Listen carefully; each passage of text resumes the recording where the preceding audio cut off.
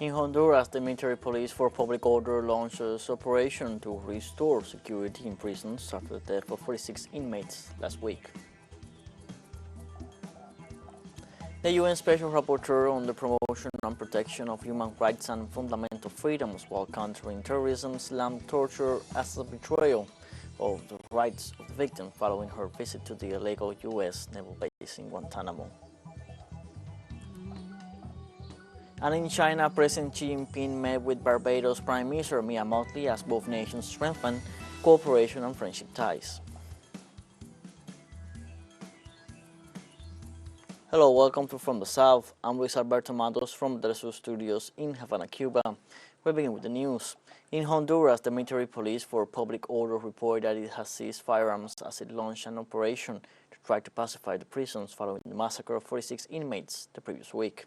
According to statements made by the commander of the security forces, Colonel Fernando Muñoz, the seizure corresponds to one of the areas where the Barrio 18 gun is installed. The operation was ordered by President Xiomara Castro after last Tuesday in the women's prison located in the same area of Tamara. Inmates of the Barrio 18 gun left their area and broke into the one where the rivals of the Mara Salvatrucha were. According to authorities, this measure was taken with the aim of stopping organized crime inside the prisons.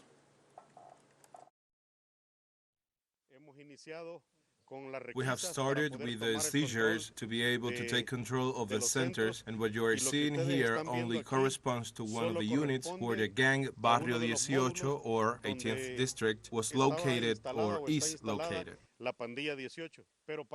But I guess if they are full of this stuff inside, there must be resources of criminal organizations so that those who are in charge of keeping this stuff out have allowed it.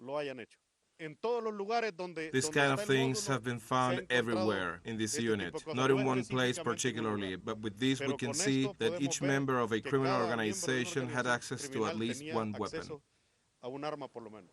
On Tuesday, the Special Jurisdiction for Peace in Colombia held a historic hearing in which former military personnel who had never responded to justice acknowledged committing 49 extrajudicial executions. The hearing was held in the department of Antioquia, and according to the authorities, 8 former military personnel went to court, accused in July 2022 of being the most responsible for the so-called false positives in the municipality of Dabeiba.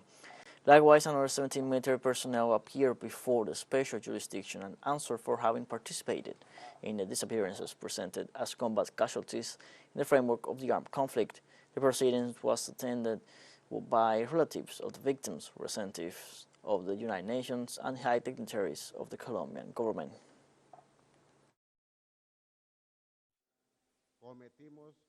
We committed these abuses, even in violation of the summary of standing orders. A document that tells you what you should and should not do in the operations. But we did present false results showing supposed guerrillas who were actually innocent people from the region. The case I'm linked to is maximum responsible for war crimes and crimes against humanity. It's the murder of the young Edison Alexander Lescano Hurtado, a really innocent farmer. On the other hand, former military colonel Eddie Pinzon indicated that the alliance between the armed forces and the paramilitary group United Self-Defense Forces of Colombia contributed to the emergence of false positive cases in the country. There were many factors that led us to commit these criminal acts, which really shouldn't have been done. The first was the alliance with the self-defense groups, agents of the state. Some of us who are present here have strong relationships with them and some members of the National Police, also in 2002. Following her visit to the detention center at the U.S. Naval Base in Guantanamo Bay, Cuba, the Special Rapporteur on the Promotion and Protection of Human Rights and Fundamental Freedoms while countering terrorism, Fiona Aoline, stated that torture was a betrayal of the rights of the victims of the 9/11 attacks. Neoline said the report issued following her visit upholds the rights of victims of terrorism to justice, to accountability and to transparency, and expressed serious concerns about the continued detention of now 30 men still there and the persistent arbitrariness that pervades their day-to-day existence. Her technical visit to the Guantanamo Bay detention facility was the first by a UN Special Rapporteur. The Guantanamo naval base is a territory usurped by the U.S. This report upholds the rights of victims of terrorism to justice, to accountability, and to transparency. But I find that the single most significant barrier to fulfilling the rights of victims and survivors was the use of torture. Torture was a betrayal of the rights of the victims of the 9/11 attacks.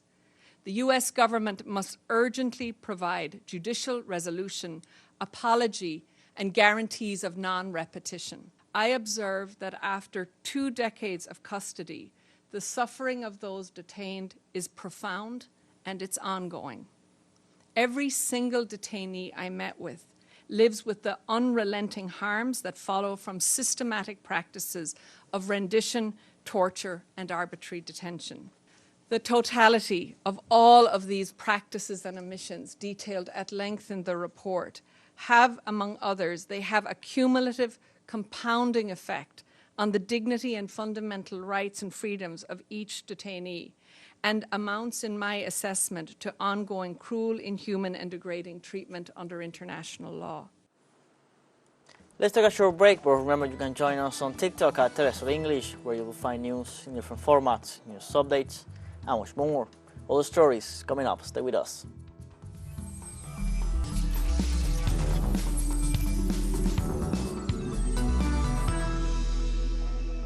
Welcome back from the south. On Tuesday, Belarusian President Alexander Lukashenko stressed that the attempted mutiny by the private military company Wagner will give an opportunity to the West to hit at the sore spots in Russia and Belarus. Belarusian President backed Russian President Vladimir Putin, saying that people need to be united in the face of the latest challenges. He also pointed out that if there is a collapse in Russia, they will be dead, and that once again they are trying to blow the country, the whole region, to confuse the people and impose their own rules, their own order. Lukashenko also called for turning the page on the attempted rebellion, if only to circle back to it at a later time.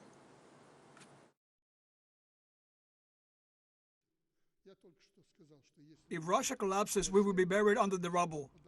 We will all die. It is the center of our civilization. We can say it all we want, that we are special, independent. We have our own projects and ideas, but this is our own joint civilization.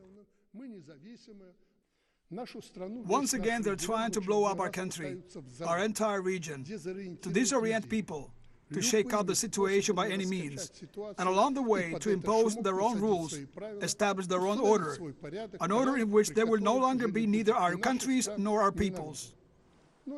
On Tuesday, Russian Defense Minister Sergei Shoigu and his Cuban counterpart Álvaro López Miera held a working meeting as part of the Cuban minister's official visit to Moscow. López Miera was welcomed by his Russian counterpart with an honorary ceremony at the headquarters of the Defense Ministry. According to Shoigu, in accordance with the new concept of the Russian foreign policy adopted in March, his country will strengthen its relations with Latin America and the Caribbean. In this sense, during the meeting, the officials discussed all the existing and future projects of cooperation in the military field in order to face U.S. pressures. López Miera's visit takes place a few days after the failed mutiny of the Wagner Group, to which Havana reiterated its support to Moscow.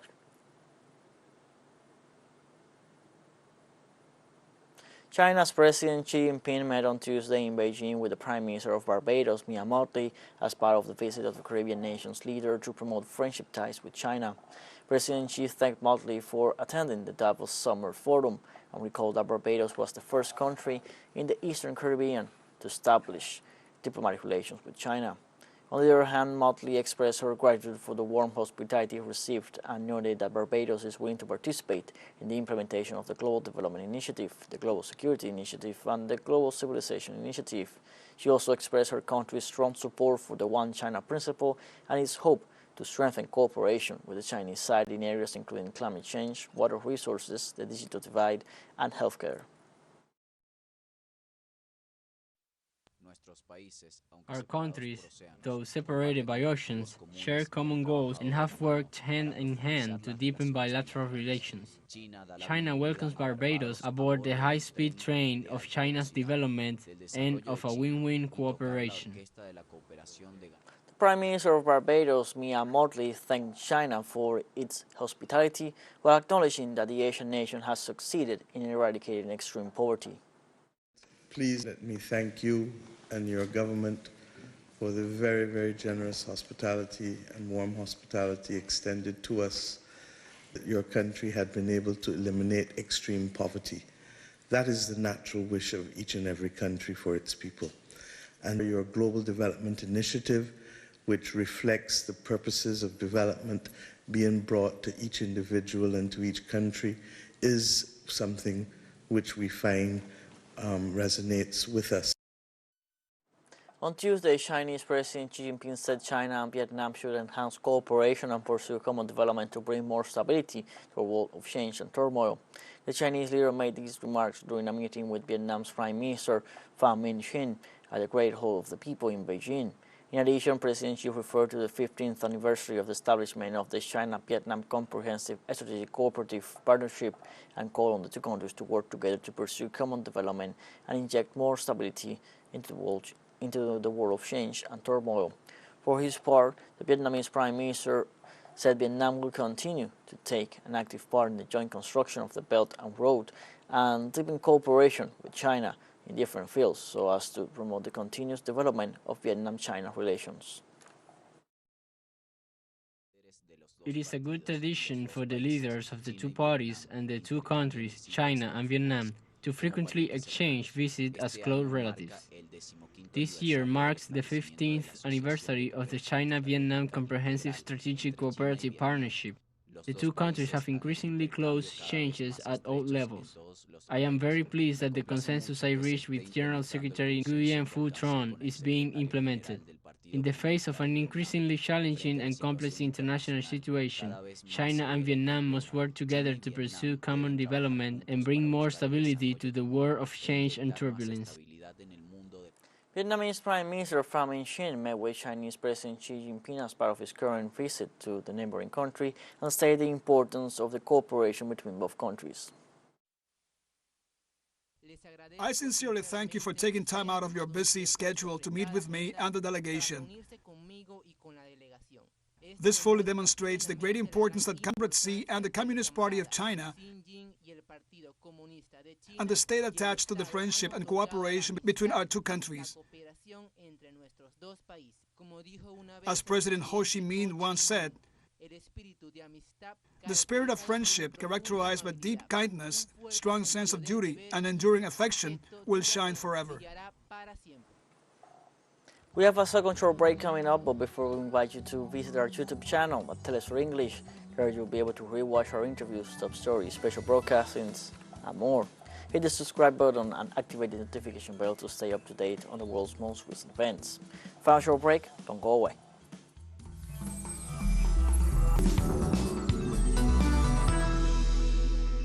Welcome back from the South. Sierra Leone's President Julius Maada Bio was re-elected with 56.17% to serve a second term. The head of the Electoral Commission announced the election results on Tuesday following a process disputed by the opposition. The re-elected president's main challenger, Samura Kamara, came second with 41.16% of the votes. On Monday, the opposition All People's Congress condemned in a statement an alleged lack of inclusiveness, transparency and responsibility by the Electoral Commission.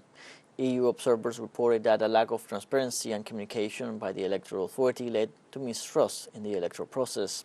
The monitors added they witnessed violence at 7 polling stations during voting hours and at 3 others during the closing and counting stages. Germany's Foreign Minister Annalena Baerbock met in Pretoria on Tuesday with her South African counterpart Naledi Pandor.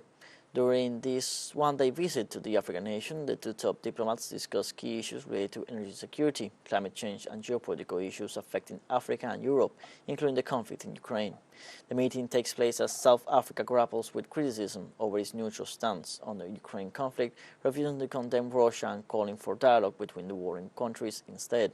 Earlier in June, South African President Cyril Ramaphosa was part of a delegation of African leaders who met with Ukrainian President Volodymyr Zelensky and Russian President Vladimir Putin in Kiev and Moscow, respectively, in an attempt to broker peace talks between the two countries.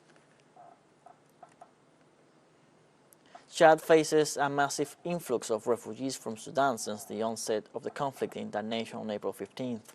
Around 150,000 people have reportedly crossed the Chadian border by mid-June, and numbers continue to increase. Following another outbreak of violence in El Geneina, the major city in western Darfur, on June 16th and the 17th, thousands of destitute, most of them women and children, arrived in the Chadian border city of Adre, where they quickly outnumbered the local population. Most of them arrived with nothing, having lost loved ones and having lost tracks of family members along the way. UNICEF in Chad and partners are on the ground providing support, but urgent help is needed to respond to the growing and pressing needs.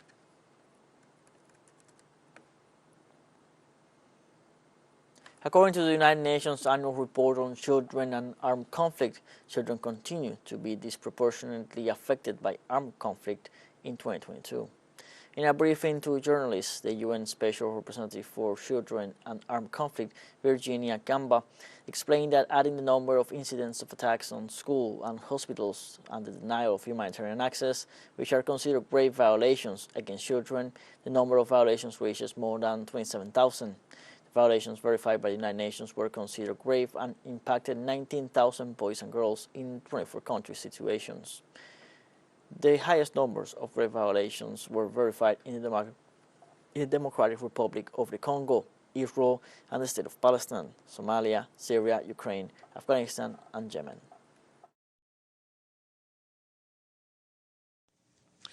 In 2022, children continued to be disproportionately affected by armed conflict. We had 27,180 grave violations against 18,890 children. About 2/3 of them boys, 1/3 girls.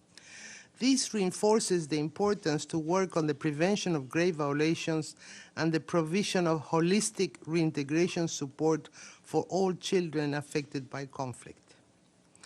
When we add the number of incidents of attacks on schools and hospitals and the denial of humanitarian access, which are the two collective grave violations against children, the number of grave violations reaches more than 27,000.